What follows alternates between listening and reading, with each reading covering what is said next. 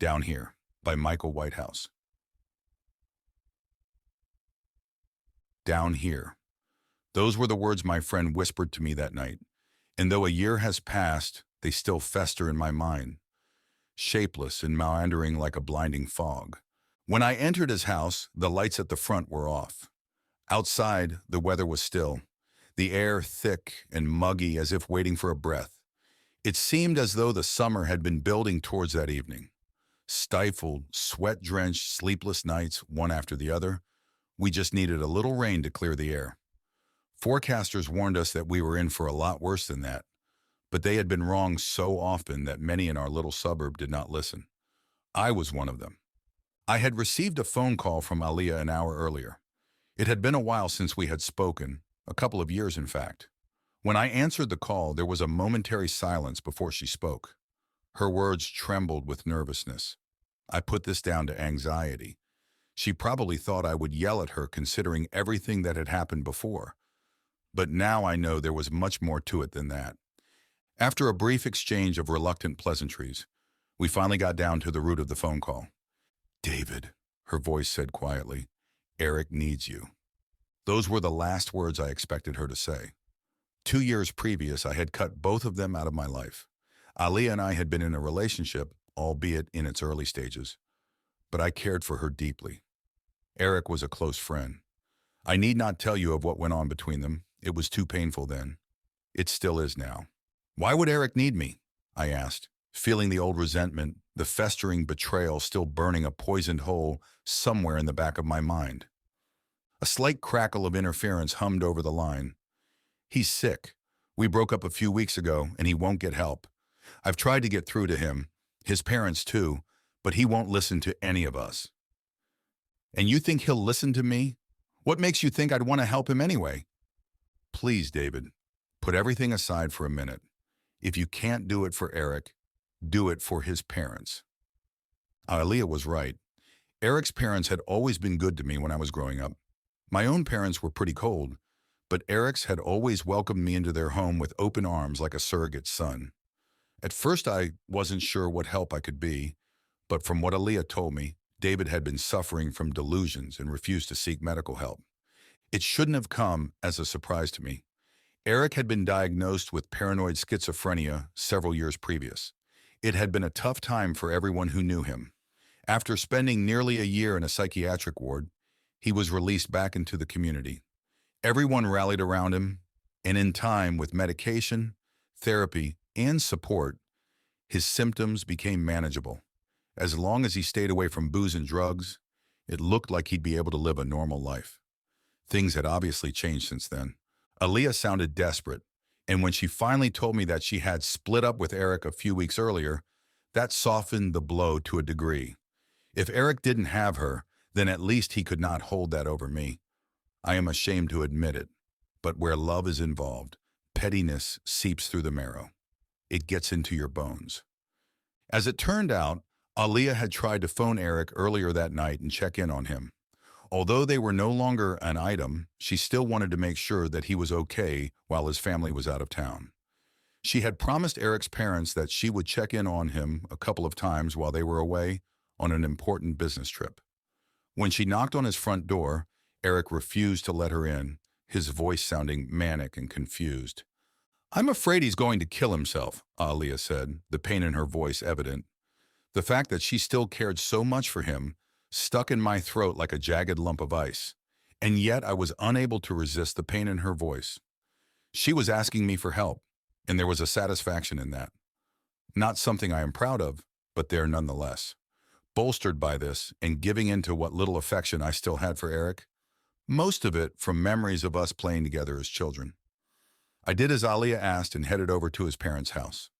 The big storm weather forecasters had predicted still had not hit. We were warned that when it did, we were likely to see 100 miles per hour winds, which would bring with it damaged roofs, falling trees, and power cuts. Driving for 10 minutes to Eric's house, I looked at the sky, which was a deep purple red with night about to fall. Above, the clouds moved swiftly like sea foam on a torrent, while down at ground level, things were deathly quiet. Pulling up outside of Eric's family home, I got out of my car and was immediately struck by the smell of ozone in the air. I had always loved that smell and the charged feeling only present before a storm. But in the back of mind, I knew I could not hang around for too long. Hopefully, I would get back to my own place before the storm hit.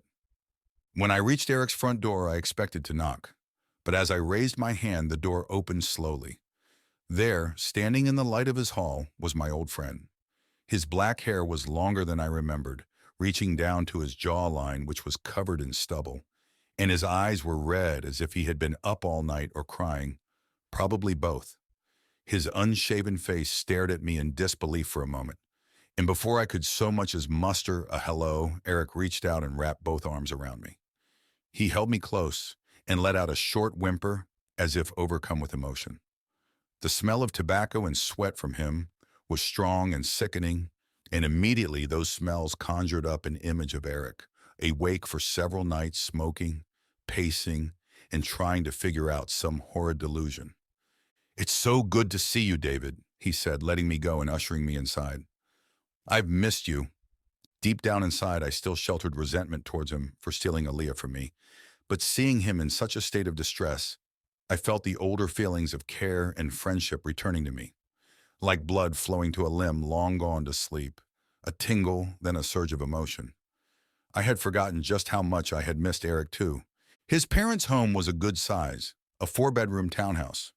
Eric's mother had made a tidy sum as a real estate agent, and so the street they lived on was one of the more affluent in the area. Since Eric's breakdown, he'd been living with his family, but they were away on a business trip for a few days. I suppose they needed to get one with their lives as much as anyone, and that had left Eric to delve deeper into his delusions. I followed him down the hallway, and as I did so, I noticed that the cellar door was open slightly. A solitary light bulb glowed at the foot of a flight of stairs burrowing under the house. As I peered down there, Eric turned to me and reacted quickly to my curiosity. He reached across and pushed the cellar door shut, and as he did so, a draft caught the light bulb dangling below. It moved slowly like a pendulum, catching wooden beams and boxes with its light, spreading shadows momentarily before the door clicked shut. "How have you been, Eric?" I asked, walking through the doorway into the living room. Slumping into an armchair, he didn't answer me at first. He reached up with his hand and rubbed his forehead, pushing his long hair against his eyes as if in pain. "Aaliyah phoned me." That was enough to get his attention. He looked up at me as I sat across from him in a wicker chair, which I knew was once his grandmother's. We stared at each other across the tiny space between us. Outside, the clouds swirled and closed in, visible through a large window, which looked down on a sloping hill.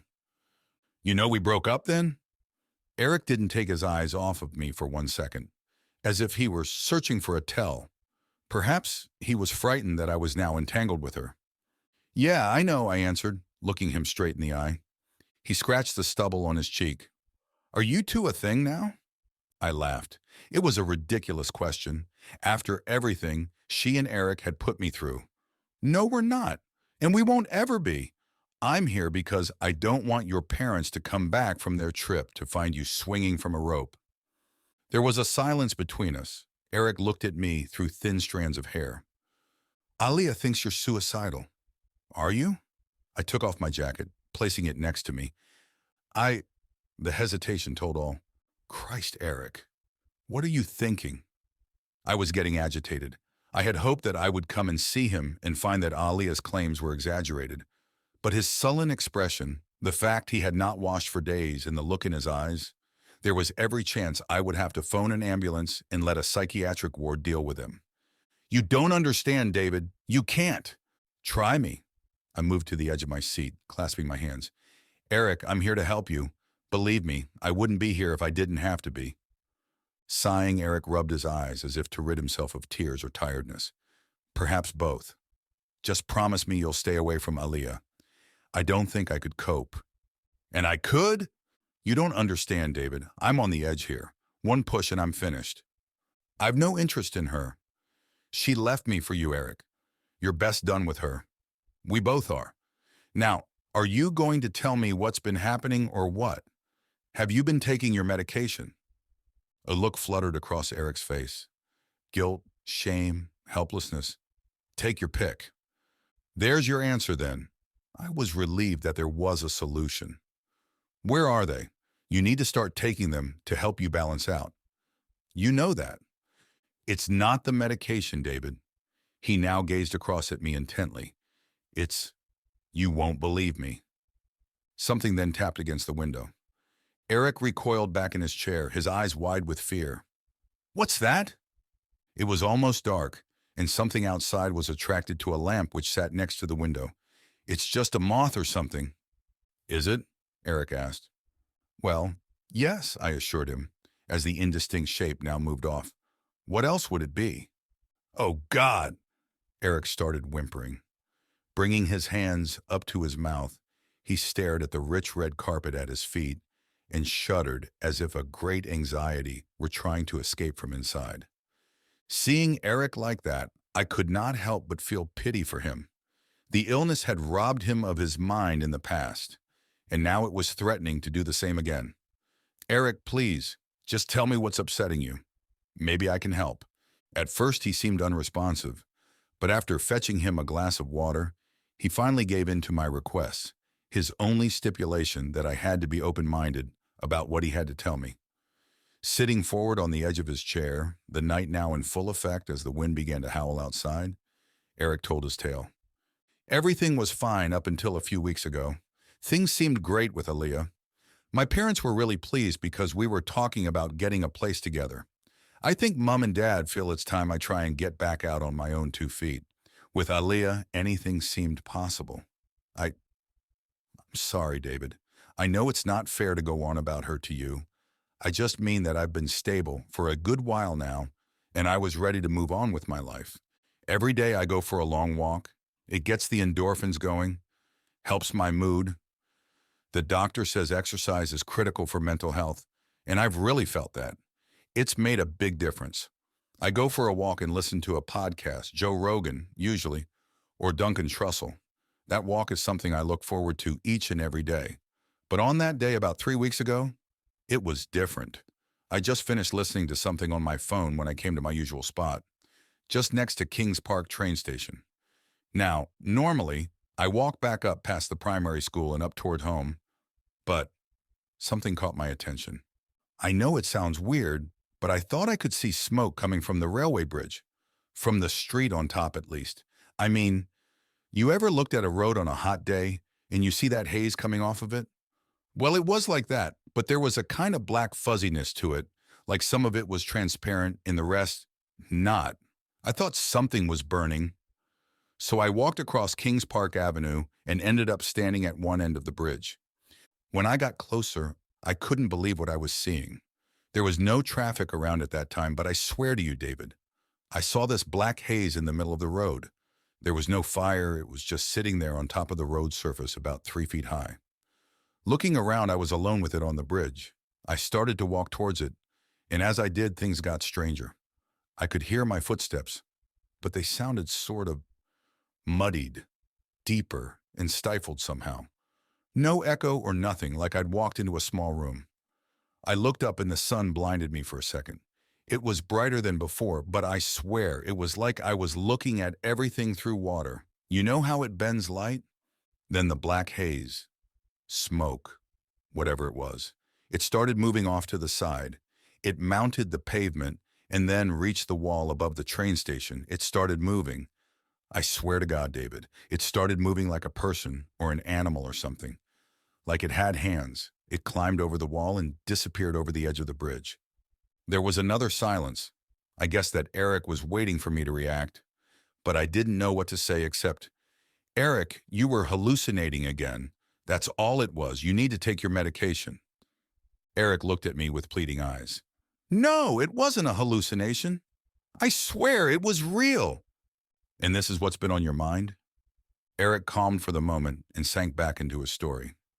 As soon as it disappeared under the bridge, everything went back to normal and I ran home in a panic. I thought just like you do now. I thought it was a hallucination.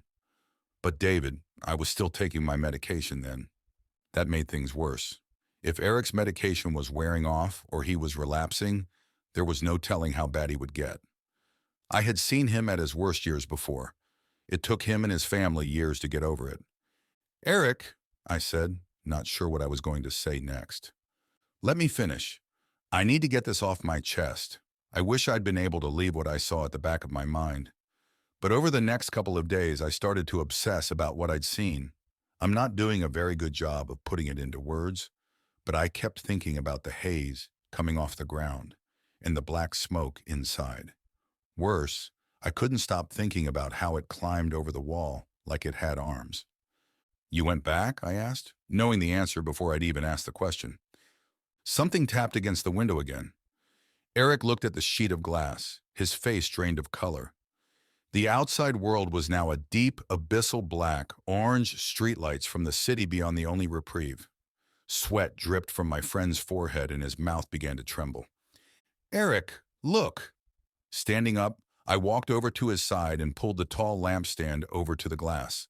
There, a large moth bumped against the glass, feverishly trying to reach the light. See, it's just a moth, nothing to worry about. Can you be sure? Said Eric, slumping back into his chair looking exhausted. Moving back to my chair, I sat down ready to continue the conversation. What happened when you went back to the bridge? I couldn't help myself.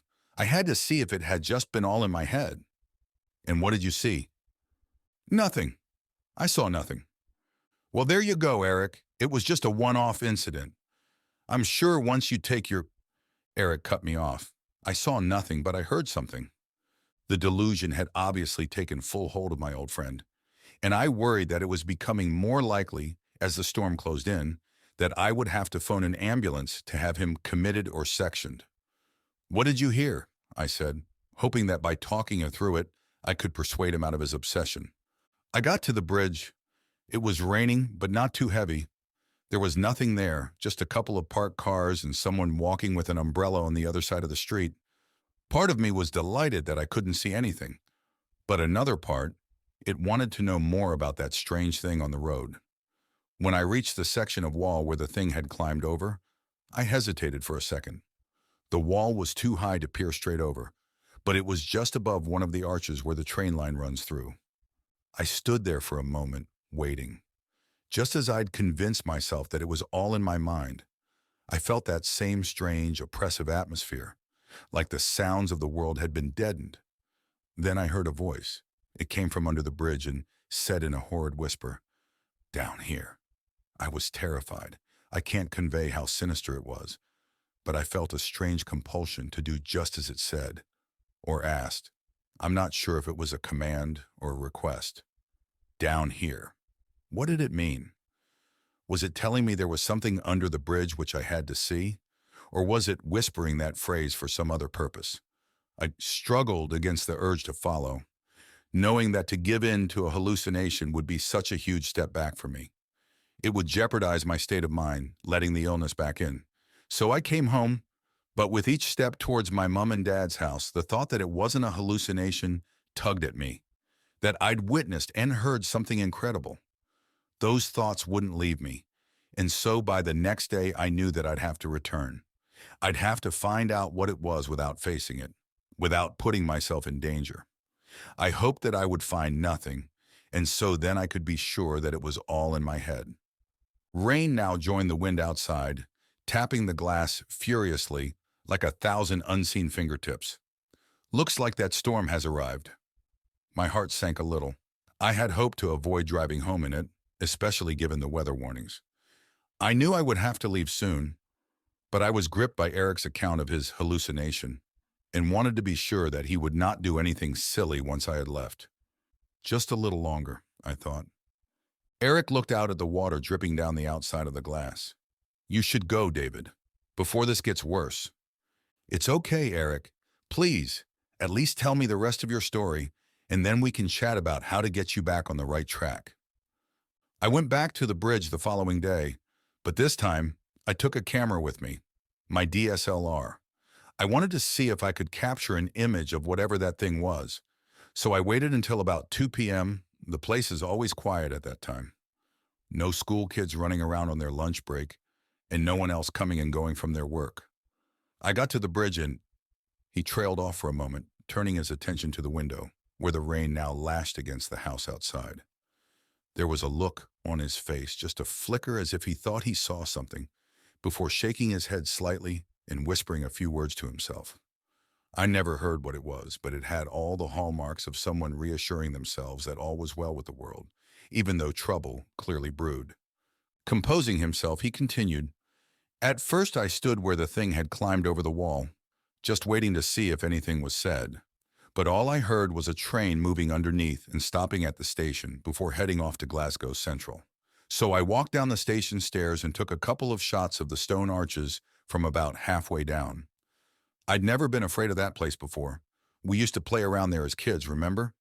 I mean, Kings Park train station can be a little isolated, but apart from that, in fact, I'd always enjoyed getting the Newton train on my way home from town, but something was different about it.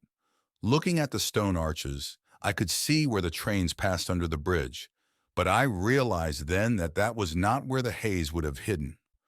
On the embankment, directly beneath that part of the wall, was another half arch which was covered by overgrown thorn bushes. There's no train line through there. You know what I'm talking about. We climbed down there a couple of times when we were kids, remember? I laughed. That was something I had long forgotten about, but it was true. We had climbed down there once. I remembered being egged on to run across the train tracks. When we had gotten to the half arch, we found it filled mostly with soil, but there was a pretty big space inside. It was dark and spanned the width of the street above. Once inside, you could stand up. It felt like another world in some ways. When Eric and I had been kids, we had built countless dens around Kings Park and found several places away from prying eyes. Those were secret places where we would visit, our crowd of friends feeling like a group of bandits in their hideouts. That thought was exciting. But we didn't frequent the half arch under the bridge very often. It was too dark, too cold and damp. I think we were about 12 at the time, and I remember we found some smudges in the soil, which our friend Stuart swore were footprints. I guess we only went back once or twice after that, and when we found more markings in the ground, we decided we didn't want to run into the owner down there in the dark, away from the world. That, and when the trains passed through the main archway, which we were about a foot of solid stone away from, the place vibrated like hell. The noise was deafening. I remember thinking I could feel my insides moving as the trains passed. It was not a pleasant sensation. "Did you see anything in the half arch?" I said. "Not at first," Eric scratched at the stubble under his chin. "I took 2 pictures and checked them on my DSLR. I could only snap the opening of the half arch as it's further away on the other side of the train tracks. There was nothing unusual about the photos, so I turned to walk all the way onto the platform to see if I could get a better view. The train station was empty. Again, I took a few pictures on the edge of the platform, but all I got was the blackness of the opening under the bridge. A train neared, and I heard the high-pitched whine on the tracks before it reached me. When it stopped, a few people got off, not many. Then the train continued on its way far down the line towards Glasgow Central. When I turned to look at the archway once more, I was struck by what I saw. A form of some kind peeking out, glaring at me from the archway. A transparent haze with something black, like smoke or mold at its center. Quickly, I raised my camera and took a picture as it moved back under the bridge, and then it was gone. "Let me guess," I said. When you looked at the picture, there was nothing there. A wry smile crept across Eric's face, as the storm wind, rain and all, was now in full effect outside. He stood up excitedly and rushed out of the room. Moments later, he returned camera in hand. With a click, the camera powered on, and a dull glow emanated from the LCD screen, uplighting Eric's face like a macabre gargoyle as he smiled down at his work. "Here," Eric said. "Take a look for yourself." Handing me the camera, he sat back down in his chair, the excitement in his face now diminishing, replaced once more with worry. I looked down at the LCD screen. It was indeed a picture of the half archway under the station bridge. At first glance, I could see nothing, but as I zoomed in, sure enough, there it was. A shape of some description cast in shadow. It was difficult to make out. In fact, it could have been almost anything. "This is your ghost?" "Ha!" Eric proclaimed. "A ghost? Who knows? Maybe that's exactly what it is. Maybe it isn't. Maybe it's something we're not meant to see, and for some reason I was unlucky enough to cross paths with it on that day. something which usually stays out of sight. Now it doesn't want me to go on telling people about it. You're putting far too much weight on a blurry image, Eric. It could be dirt on the lens or an insect moving quickly in front of the camera. No! Eric was getting angry. Look at it! He stood up and practically leaped over to me. Look at the shadow cast across it. That's from the bridge. Whatever it is, it was there and it's under the half archway. The wind battered against the window, the glass reverberating, and with it a flash of lightning across the sky. Eric turned to it for a moment, then returned his gaze to mine, standing above me. You should go. You don't believe me, and this storm is only going to get worse. It's not that I don't believe you saw something, Eric, but look at it objectively. Either you saw something otherworldly that can't be explained, or you hallucinated, which has happened to you before when your medication needed tweaking, which seems more likely. It's nothing to do with my schizophrenia. It has everything to do with that thing under the bridge. His voice trailed off for a moment, as if a distant threat made itself known in his mind. David, it spoke to me. It said down here. It wants me to go somewhere. I can feel it. Have you been back to the bridge since you took the photo? He shook his head. No, but I've no need to. What do you mean? I asked, worried.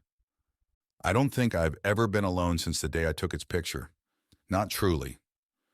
You mean you've seen it elsewhere? Not exactly. A look of frustration swept across his face. He started to pace up and down, wringing his hands as he spoke. It hides. It hides in the dark. I don't think it can last long in the light. I think the day I saw it in the sun and the haze around it, I think it might have been burning. Burning? Come on, Eric, snap out of it. Let me prove it to you, David. Come with me to the bridge tomorrow once the storm has passed. If there's nothing there, then I'll concede it's in my mind. And if there is something, then maybe we'll be the first to come face to face with, I don't know what exactly, but it could be monumental. When someone is caught in such a delusion, trying to persuade them out of it can be a thankless task. I had to change my strategy. Okay, Eric, tomorrow we'll go to the bridge. On one condition. Name it. You start taking your medication right now. Eric reluctantly agreed to my terms, and I watched as he took his medication pill by pill. I knew how the drugs worked. It would be some time, perhaps even weeks, before they would start to affect his system and bring him back to earth. But the earlier he took them, the sooner he'd be back to his usual self. After that, he assured me that he would be okay. My promise of going to the bridge the next day seemed to have lessened his feverish behavior. He actually thanked me. Now he did not feel so alone.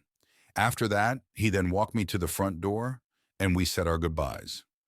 Tomorrow, we would see what we would see. I hoped that it would be reason. Outside, the complexion of the night had changed markedly.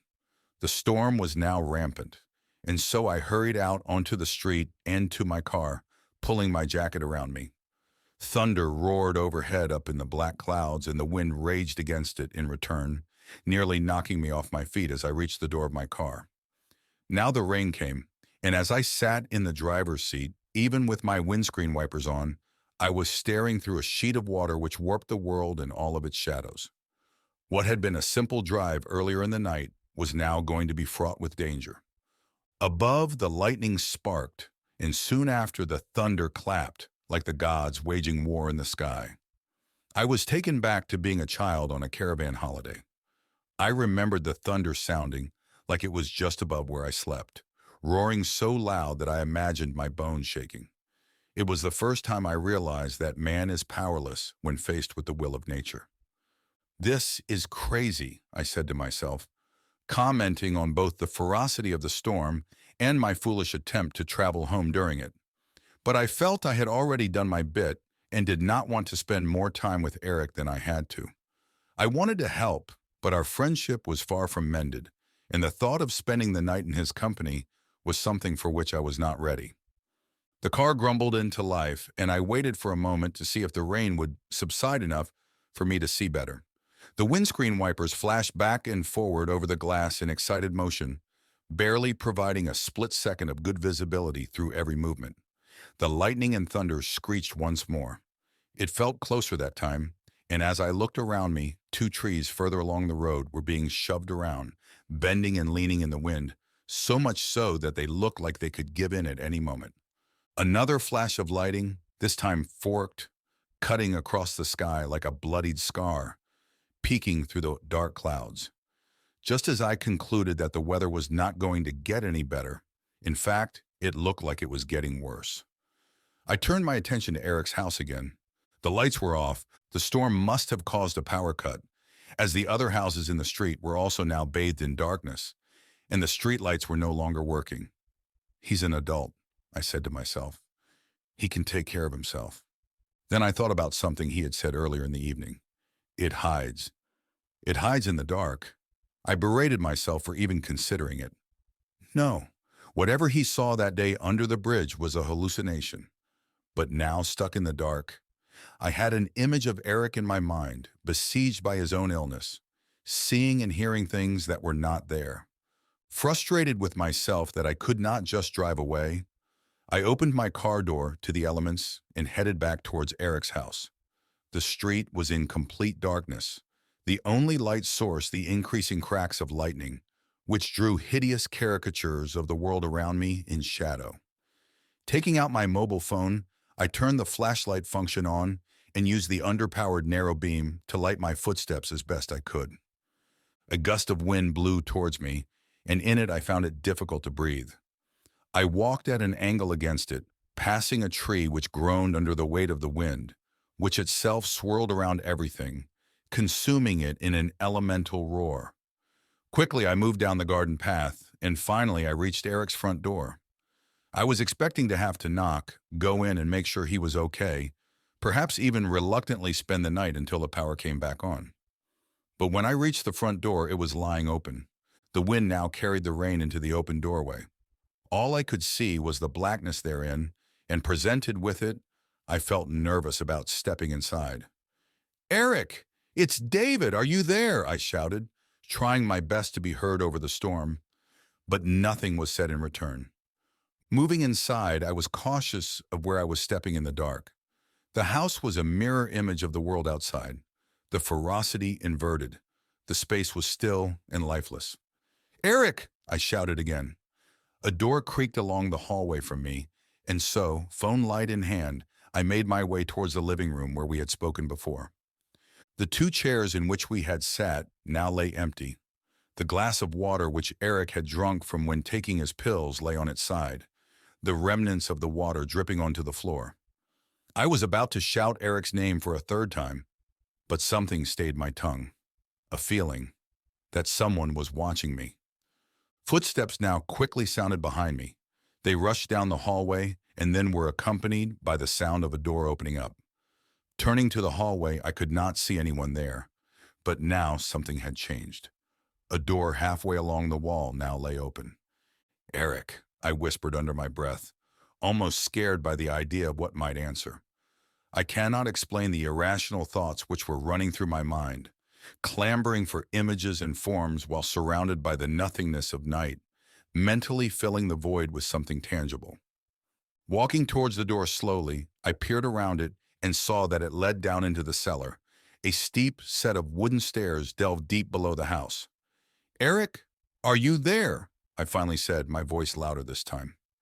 I thought I heard an almost inaudible creak below, but it was quickly drowned out by another crash of thunder.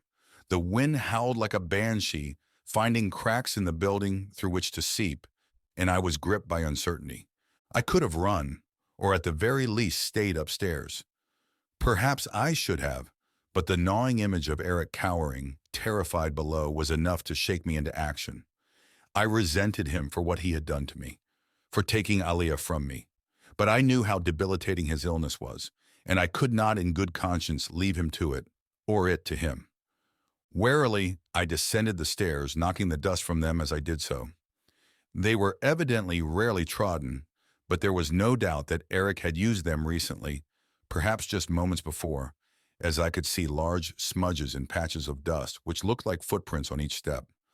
My own footsteps sounded like dim remnants of the thunder outside, with a dark storm of the unknown waiting for me at the foot of the stairs. Lightning clattered near the house again, the momentary spark shining through a small vent near the roof of the cellar. The light from my mobile phone was not enough to illuminate the entirety of the room, but from what I could see, I was amazed at how empty it was. The floor was like powdered concrete, the occasional cardboard box sitting upon it, filled with childhood memories and toys. A thick layer of dust covered the little that was there. It was clear then that the cellar had never been converted into a habitable part of the house. There should have been no one down there, good or bad, but the sight of a darkened doorway in front of me filled me with dread no less. Ducking underneath, I found myself in another empty room. The walls made from old reddened brick, but the color was dampened by the dust. The cellar was a copy of the house above, like a dark twin. The same layout, the same rooms, the same hallway at its center. But while the house above was filled with the things of the living, the cellar was filled with their absence. "Eric," I whispered now. "I am not sure why. I have never been one to be frightened of the dark, not since I was a child. But down there in the darkness, while lightning crackled high up in the atmosphere, I felt justified in my caution. The sound of a foot scuffing the powdered concrete floor sent a cold shiver through my veins. Apprehension took hold of me, and a deep desire to go back upstairs threatened to overthrow any notion of finding or helping Eric. A self-preservation which, like the dust hanging in the air, blanketed my emotions. My heart raced, my breathing rasped as I inhaled the dust. Moving in a panic, I headed back to the stairs. At least that was my intention. For a moment, caught in the grip of anxiety, I became disorientated. Turning, I could see two doorways, and I was unsure which one I had come through. Staring at them anxiously, I tried to set my thinking on a more sensible course. All I had to do was walk through one of the doorways. If I then found myself in an unfamiliar part of the cellar, I would turn back and go through the other door. Then it felt as though the air became charged, like the tense warning before a lightning strike. My skin turned to goosebumps, and reaching up, I could feel the hair on the back of my head standing on end from the static electricity. My attention momentarily distracted from the two doorways. It was quickly brought back into focus when, from one of the rooms ahead, I heard it. A voice, in a barely audible whisper, where I could hear more breath and saliva in the mouth than speech. Someone spoke two words, but they were so indistinct that I could not be sure what they were, nor even if they had just been a figment of my imagination, a product of my strange surroundings. Whether it was because of Eric's story or not, I cannot say. But the only phrase I could fit to those two whispered sounds was, "down here." A cold sweat clung to my body and a nervousness gripped me as my hand began to shake while holding the phone. The light from it vibrated in return, and I stood for what felt a lifetime staring at the two doorways. Which one contained the voice? Which one contained my path to freedom? Excitement then grew as I remembered the powdered concrete at my feet. Looking down, the blue light from my phone dimly lit smudged markings on the floor, which I was certain were my own. They led back through the doorway on the right. Feeling courage return, I stepped through, and in a moment of utter shock, I realized that the markings were not made by me. They were made by someone else. I found myself in an unfamiliar part of the cellar and turned immediately to leave. When I did so, it all happened so fast. My light caught something in front of me, a person or form. It moved past me and headed through another doorway. Then I heard the scream. Eric's scream. "It's here!" he shrieked, manic, clearly in the throes of his delusion. I followed quickly and then heard panicked footsteps accompany the cries, which now turned to a plea. A direct plea to me. "Follow it, David! It's here!" The footsteps now ran up the staircase, and as they did, I noticed that the charged feeling in the atmosphere had dissipated. The lightning must have struck elsewhere. The feeling of dread lifted and was then replaced with a different kind of anxiety. Up above, I heard Eric run down his hallway and out into the night, screaming, "I see it! I see it!" Clambering through the cellar, I finally found the staircase, and relieved that I was leaving that dark place behind, rushed up them in pursuit of my friend. I gave chase and headed out into the night. The rain was coming down in sheets, and above the lightning and thunder coerced each other into terrifying displays of combined might. But there was no sign of Eric in the garden. The water streamed down my face, making it difficult to see as the wind battered me from left and right. a swirling, invisible force intent on leaving no stone unturned. Rushing out to the street, I looked again, and at the top of the hill, some way away, I saw him. Eric was running through the night. He had too much of a head start, and in any case was faster. I would never catch him on my feet. A gust of wind and rain buffeted me around before I finally reached my car and got inside. Turning the ignition, the engine burst into life, growling as if threatened by the storm. Putting my foot down, I drove up the street in his direction. It would only take me seconds to catch up to him, even in that damn weather. But the night had other plans for me. I was gaining, but just as I reached within a few feet of him, ready to stop and pull him into my car, a painful creak shrieked nearby, the groan of a life ending. A tree which had stood for at least 100 years fell, crashing in front of me. Instinctively, my foot slammed on the brakes. I felt a thump as the front of my car smashed into the tree trunk lying before me. A large branch jutted out, and as I crashed, it smashed through the windscreen.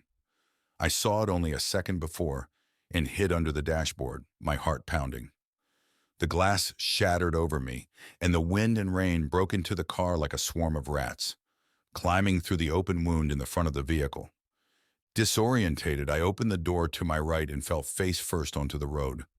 The concrete surface gushed with water, carrying with it leaves and dirt.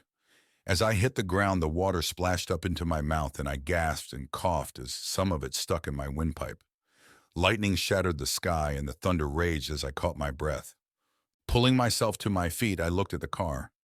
It was caught in the clutches of the fallen tree, the branches enveloping it.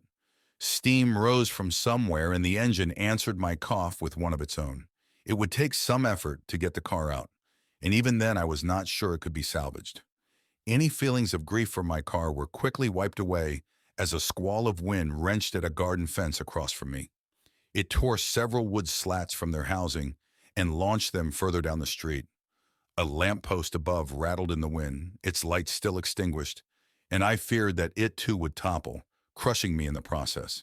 It was too dangerous. I had to get back to Eric's house and out of the storm. I guess I felt more for Eric than I could admit to myself that night, even after everything he had done to me. I saw up ahead through the storm, the rain lashing against my eyes and blurring my vision. I saw the distinct figure of Eric, not much further along the street, heading deeper into the storm. Something indistinct then flew through the air, carried on the wind. At least it appeared that way. Perhaps it was a plastic bag. Or no, a piece of cloth? Whatever it was, it weaved and darted through the rain, and I watched as Eric waved his hands above him, trying to batter it away. The object must have carried more weight than at first apparent, as it struck Eric on the head. He fell to the ground, and the object continued on its way, carried by the fierceness of the night. I could not leave him lying on the road, so I climbed over the fallen tree and ran along the street towards him. The wind blew in my face, and as it did so, I found it almost impossible to breathe, turning my head to the side just to inhale barely enough air to continue. As I approached Eric in the dim light of my phone, I saw a cut on his unconscious head, blood trickling from it.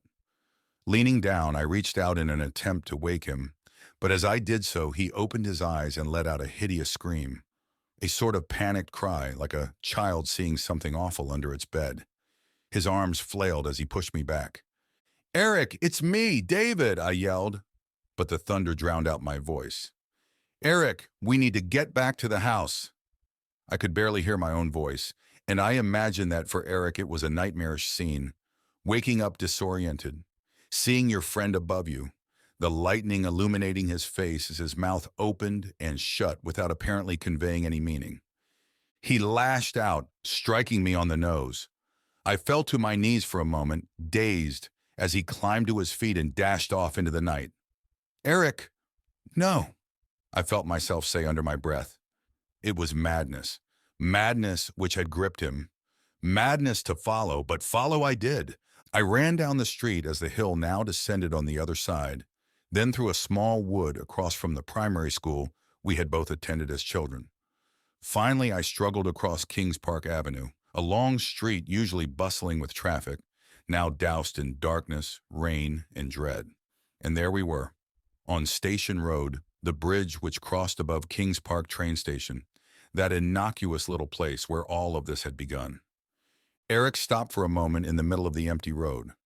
Whether it was terror or confusion, I could not rightly tell, but it was as if he was waiting for something to happen, perhaps hoping for evidence of the thing under the bridge which he believed had been hounding him. I saw nothing but the raging storm. Tilting his head as if he had heard something, as if you could in that storm, he suddenly ran to the staircase which led steeply down to the station. I followed as quickly as I could, still gasping for air, fighting the wind which threw itself with all its might against me. Reaching the stairs, I saw Eric below me on the platform, peering across the train line to the half archway under the bridge. "Eric!" I screamed again, this time a momentary lapse of thunder allowing my voice to be heard. He looked up at me, looked up, and pointed across the train tracks to the half tunnel. I shook my head. "No, Eric, please. We need to get out of here." But he paid no heed to my words, if he heard them at all. He dashed across the platform. Rushing to the bottom of the stairs, I was helpless to stop him. By the time I reached the platform, he had already climbed down from it onto the tracks and was making his way across them to the underside of the bridge. Above the line, the power cables swayed aggressively in the wind like necrotic veins, and a cold feeling now passed through my body. How I wish I had rushed across the tracks to stop my friend immediately. But I could not. Something gripped me, a fear like no other. Something primal, like the terror which spiders and snakes elicit automatically even from those who have never encountered such creatures. It felt as though we were not alone, and that whatever accompanied us was something which should not have been.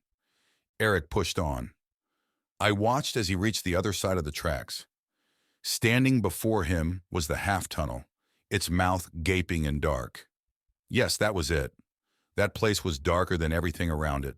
A place not fit for people. Perhaps fit for something else. Something inhuman.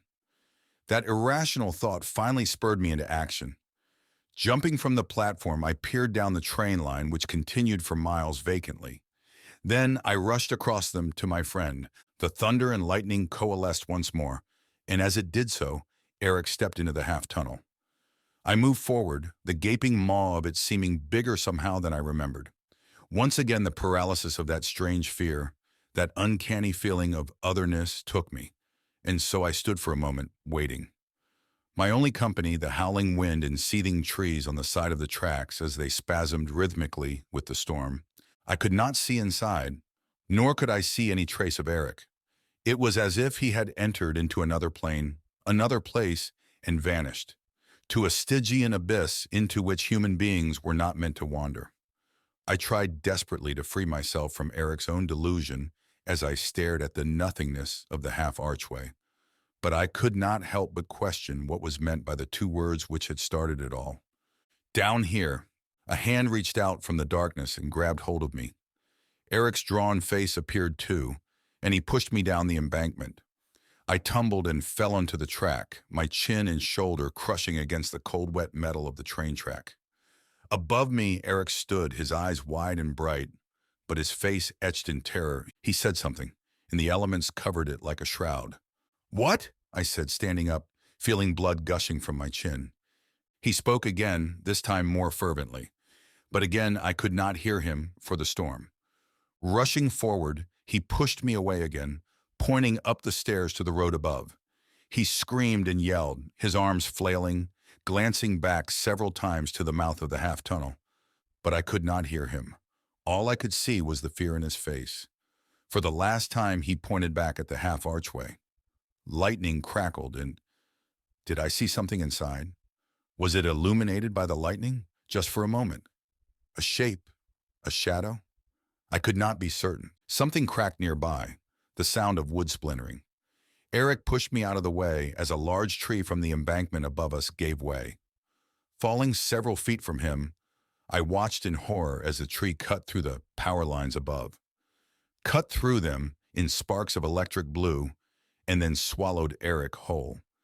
I saw it, the main trunk hitting him, crushing him into the ground. The power lines flailed around, thousands of volts emanating from them, the electricity like an enraged prisoner unleashed. If they touched me, I was dead. Instinctively, I pulled myself quickly back onto the platform and fell onto my hands and knees, scrambling away. Turning back, I watched as the power line smoked and growled. Somewhere under it all, Eric's body lay. I called for an ambulance and for the fire brigade. I guess they were busy that night with the storm and the havoc it was causing around the city. It took nearly an hour for them to arrive. By that time, the wind and rain were calming. The thunder and lightning still sounded. But now miles away on the horizon, like a ferocious animal moving off, well-fed and sated. After the power lines had been shut off, I watched as the firefighters sifted through the smoking embers of the tree, watched as they finally lifted the tree trunk off the line and discovered the pulverized body of Eric. He had been burned to a crisp from the electricity. Whether it was that which had finished him off or the impact from the tree, I do not know. All I do know is that now he is gone, my old friend. I often tell people that it was his illness that killed him, that the hallucinations were too much for anyone to cope with. They believe me, though I wonder sometimes if I believe myself. I'll conclude my account by simply saying this. Sanity is a fleeting, temporary condition. We all have our delusions, our ideas of how the world works and what constitutes reality. But such things are not concrete. They are merely interpretations of what the world truly is. A shadow of the universe, an echo of what is really there, a facsimile put together by our brains collecting data from our unreliable senses. In this way, we are always removed from the truth, staring out from behind the warped glass of our own eyes. Who knows what the world is actually made of and what is contained within it? For Eric, whatever he heard, whatever he saw, it was real for him. Real enough to make him believe in something far removed from the ordinary. Something most people are not meant to see.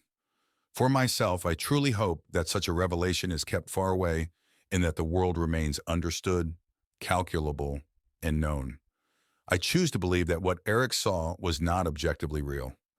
Despite this belief, I have never visited the station at Kings Park since that night. For in my weaker moments, I fear that I may hear those same two words. Those two words, real or imagined, which led my friend to the dark recesses of the human mind, where our own personal monsters lie in wait, ravenous and ready to make themselves known.